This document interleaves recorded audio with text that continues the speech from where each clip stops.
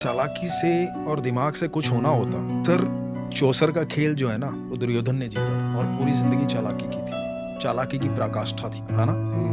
18 दिन लगे सर, सिर्फ 18 दिन इतिहास पलटने, नामो निशान खत्म हो गया। क्योंकि इधर जो व्यक्ति था ना वो सरलता से चल रहा था, साधारण तरीके से चल रहा था, विश्वास से चल रहा था, अपना कर्म ईमानदारी से कर रहा था, जो उसके हिस्से आया था। वो अर्जुन था सर। वो इतना अच्छा इंसान था सर।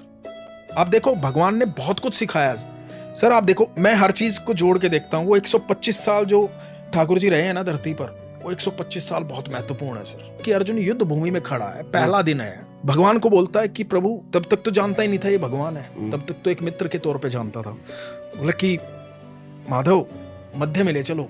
मध्य में चले गए क्योंकि सारथी थे कृष्ण, जहां कहते वहां लेके जाना था।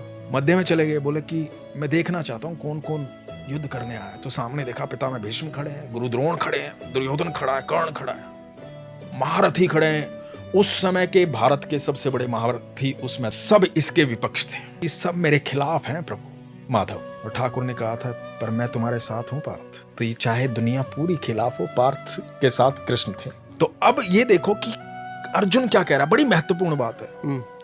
अर्जुन कह रहा है कि माधव वापस चलो, मुझे युद्ध नहीं करना। जिस आदमी को जिंदगी भर त्रास दिया गया, जिंदगी भर तकलीफें दी गई, एक राजा का बेटा होते हुए जिंदगी भर जंगलों में अपनी माँ के साथ, अपनी पत्नी के साथ भटका है, बार बार अपमानित किया गया, जिसकी पत्नी को भरी सभा के अंदर चीर हरण करने का प्रयास किया गया, ये वो लोग सामने खड़े हैं जिन्होंने इतना पाप किया है, पूरी जिंदगी नरक बना के रखी है अर्जुन की। उनके प्रति भी अर्जुन क्या कहता है कि प्रभु मुझे युद्ध नहीं करना, ये अपने हैं। इनको मारने के बाद यदि तीनों लोगों का साम्राज्य भी मुझे मिल गया तो कोई फायदा नहीं है प्रभु, वापस चलो। सर जिस दिन आप इतने सरल हो जाओगे ना, उस दिन आपका रथ श्री कृष्ण हाकेंगे।